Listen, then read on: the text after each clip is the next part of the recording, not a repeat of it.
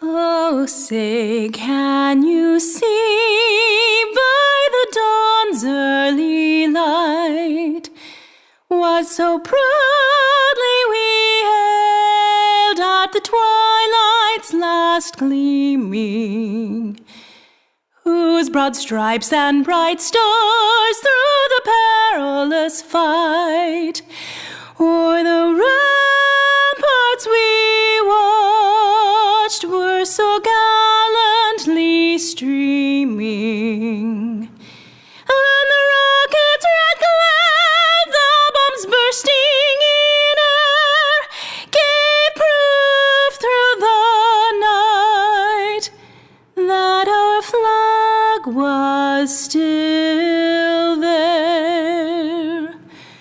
Oh, say does that star-spangled banner yet wave o'er the land of the free and the home of the brave? Greenbrier, along with the rest of our nation, wish to celebrate the men and women who have served in the armed forces of the United States in times of war and peace on Memorial Day, which is to be celebrated this year on May 26, 2014. The first Memorial Day was celebrated on May 30th, 1868. General John A. Logan, who first issued the proclamation for Memorial Day, stated, "Memorial Day is about coming together to honor those who gave their all." Various pictures were compiled of the memorials that have been erected in New Jersey and in our nation's capital.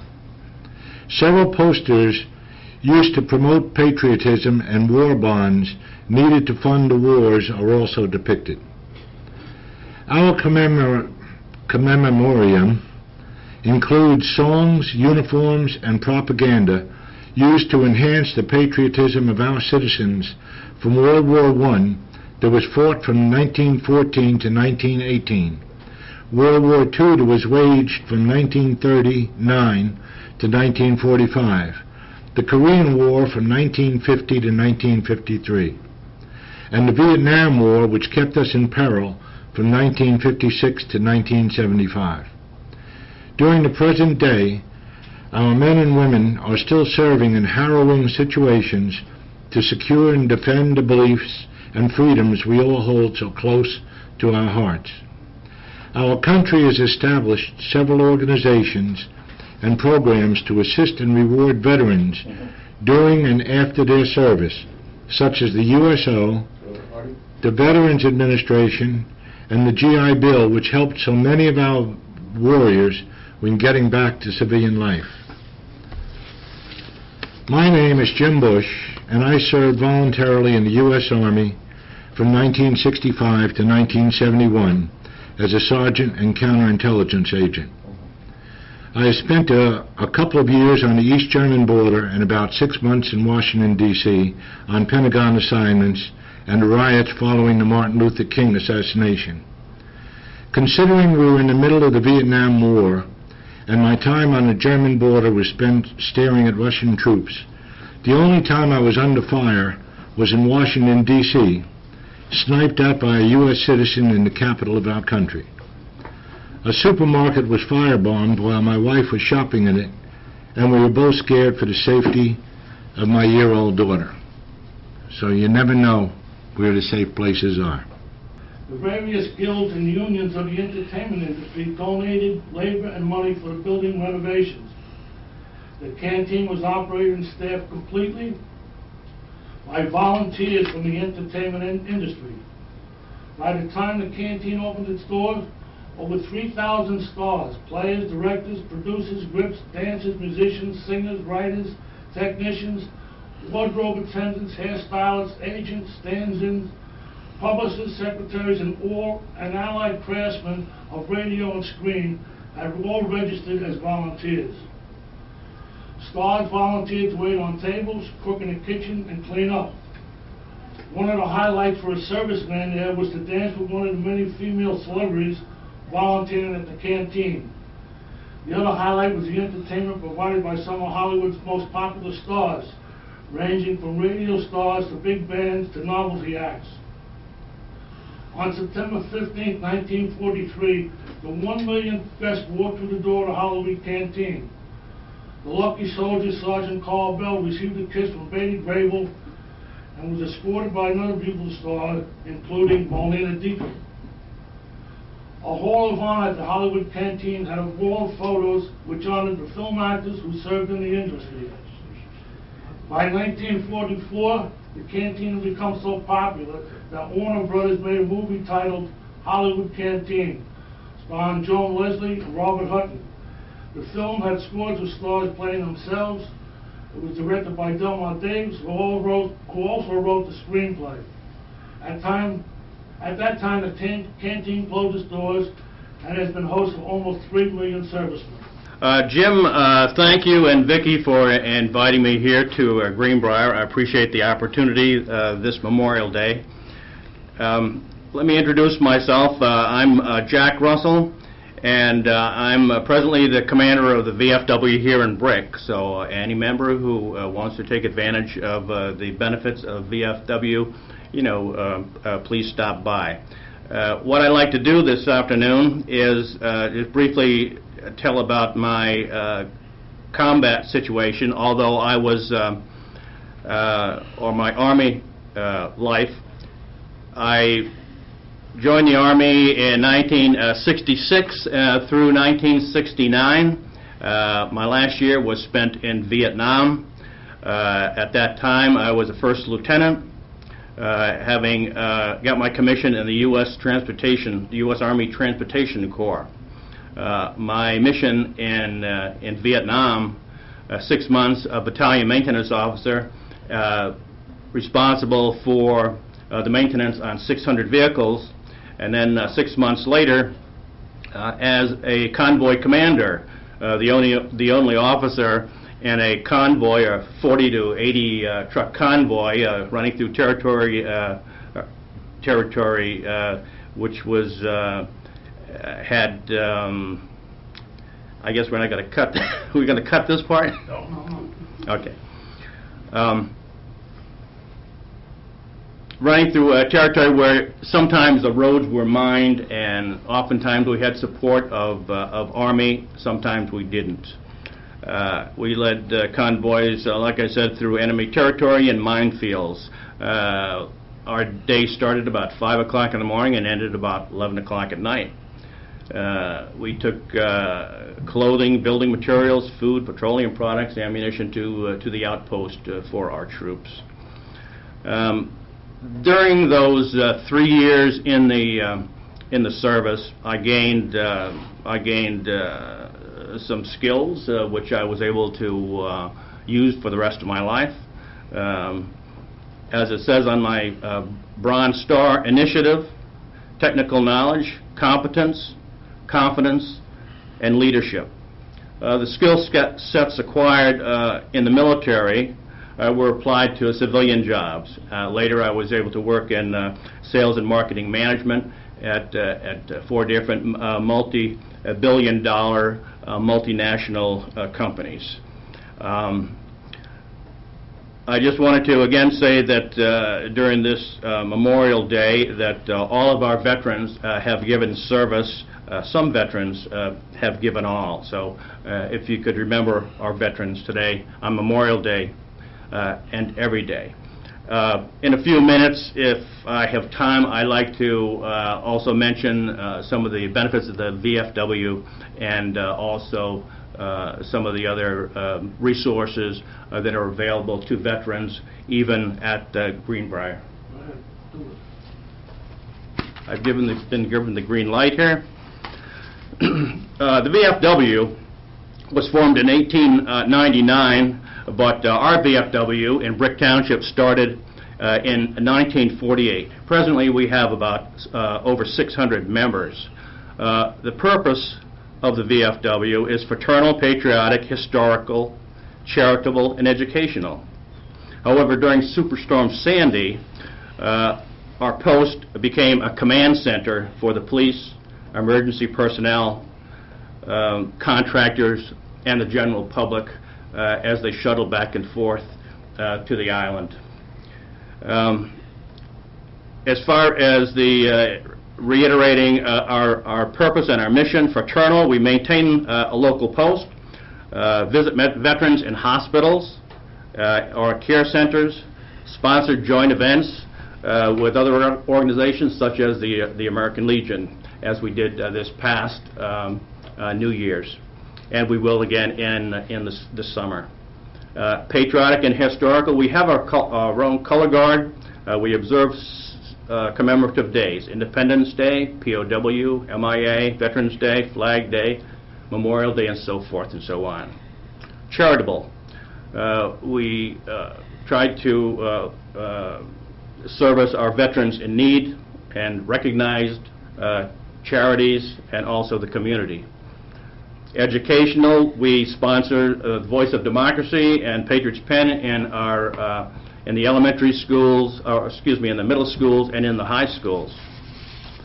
Some of the benefits of belonging to the VFW are postdoc activities. We have a magazine. We have an weekly email update, which tells of some of the legislative benefits that we have, medical services, so on and so forth. You can find the benefits for the belonging to the VFW at www.vfw.org/member-benefits. Also, the VFW 8867 has an ambassador program. This is an outreach program to all of our senior villages, and as I speak, this is being taped well before Memorial Day. We don't have an ambassador, but any of the VFW members of Greenbrier that would like to be an ambassador, just call me at the post. I'd like to mention some of the resources real briefly.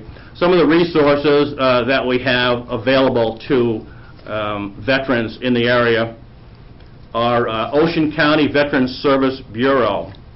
The Ocean County Veterans Service Bureau, I'll give you their telephone number, is 732-929-2096. And briefly, their mission is to provide assistance to the veterans of Ocean County in the filing of compensation and pension claims with the Department of Veteran Affairs, and to distribute relevant information and assistance to veterans and their families, and to assist in addressing the physical, psychological, social, and economic needs of those who have borne the brunt of the preservation of the American ideal, veterans. Another resource that is available is the Veterans Administration. Maybe some of you have used the Veterans Administration outpatient clinic in Brick.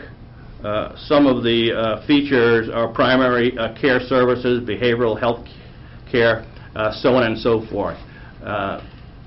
All veterans should register at the VA because there are some benefits that are available to you, even some health benefits that you may not be taking advantage of, insurance and some other benefits.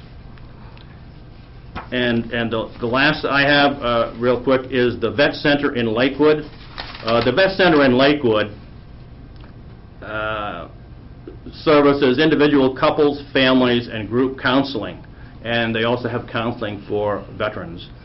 There is a referral and liaison service for substance abuse, alcohol, or drugs, and also there's an employment assistance for those who are looking for employment. Also, there's they have an outreach program to educate the local community. To show you an example why it's important to contact the Veterans Administration and these three organizations and the VFW, as I just mentioned, if there are any Marines in the audience in Greenbrier, you should be aware that in September 2012, the U.S. government passed a law saying that the VA is required to the VA is required to provide health care for the following illnesses and conditions. What happened, if you were trained at Camp Lejeune, in Camp Lejeune from 1957 through 1987, they found that the water was contaminated. And you may have a condition that merits that the VA assist you in your malady. And just some of those are bladder cancer, esophageal cancer, breast cancer, kidney cancer, leukemia, so on and so forth. So these are some of the reasons why you should sign up at the VA and also become a member of the VFW, because we will keep you informed either through our magazine, through our weekly email, and through our monthly meeting. So thank you for the opportunity. You're welcome, Gus. Thank you, Jim, for inviting me here. I represent all of the veterans for Greenbrier. I was asked to attend and to describe some of the things that happened to me as a veteran. I enlisted in the United States Air Force in 1949 after graduating high school. My parents could not send me to college, so I thought I joined the Air Force to continue my education. As it turned out, and this is circumstantial, I became a chaplain's assistant. As a chaplain's assistant, it took me to many places around the world, and I ended up on Guam in 1950 at the beginning of the Korean War. So I am a non-combatant Korean veteran, only because I was in the zone.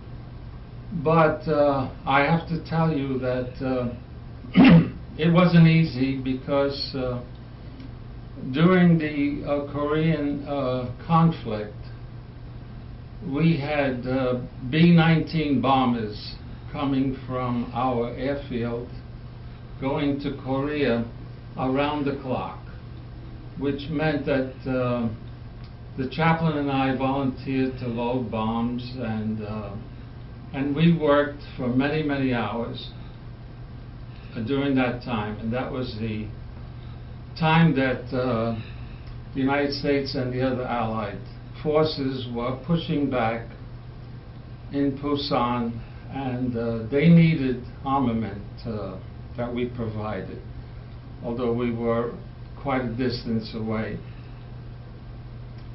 It continued that way for a few years, and I was finally discharged. But during that time, I gained so many experiences that it would take a much longer program than this to discuss. But the one thing that absolutely amazed me was the difference in time. Time zones are commonplace today because of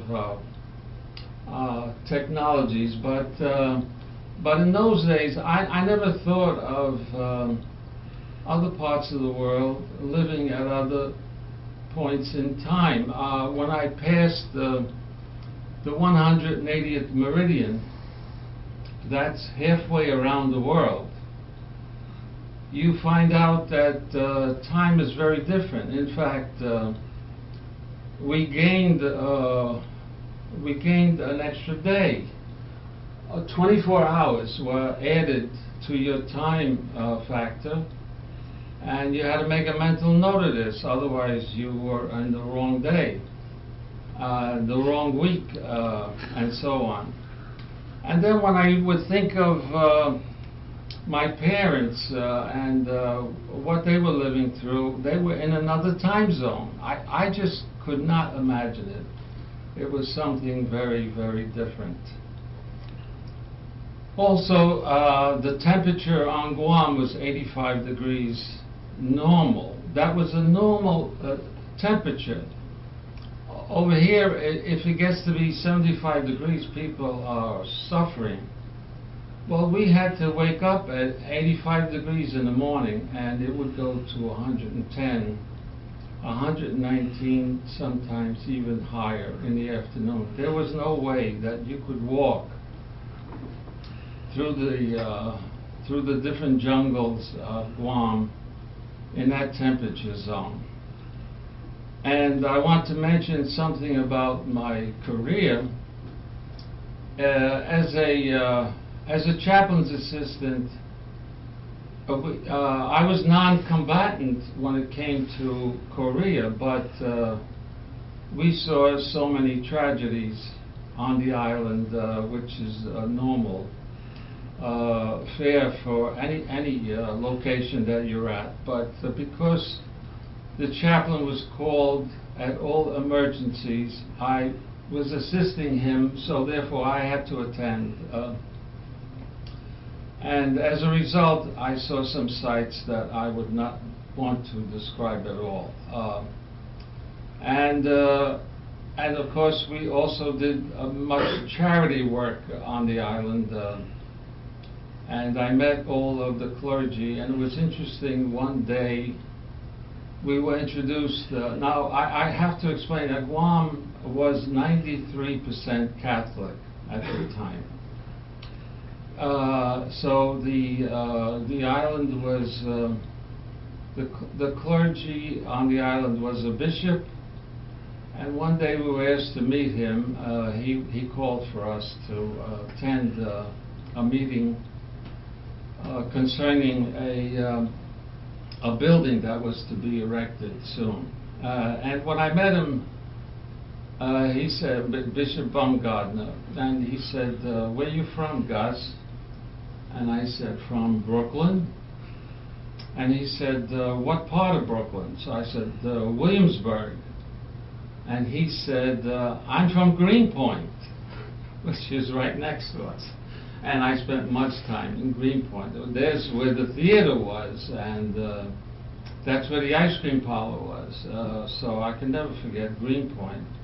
I said, "Thank you very much." "And what about Polska Babka?" he said, which is a famous Polish bakery in Greenpoint.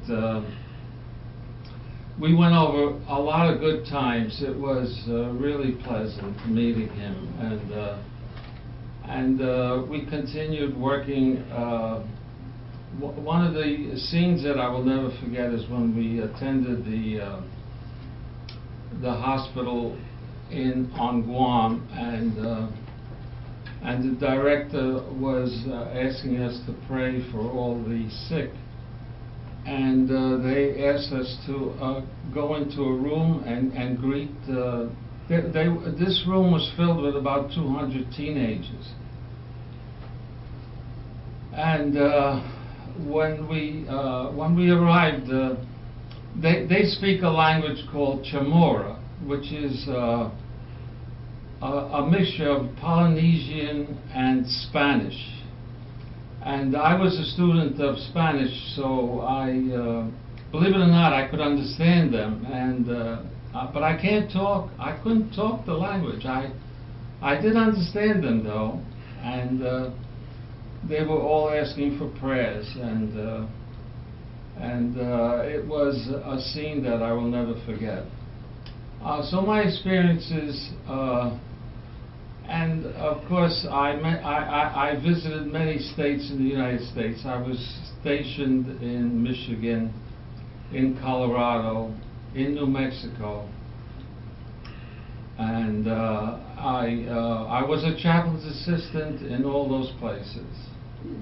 So it was interesting. It did increase my knowledge of the world, and I am very grateful for that opportunity. I just want to say that I'm glad this memorial has taken place for these veterans, because they gave their all, and I am proud to be a member of this group.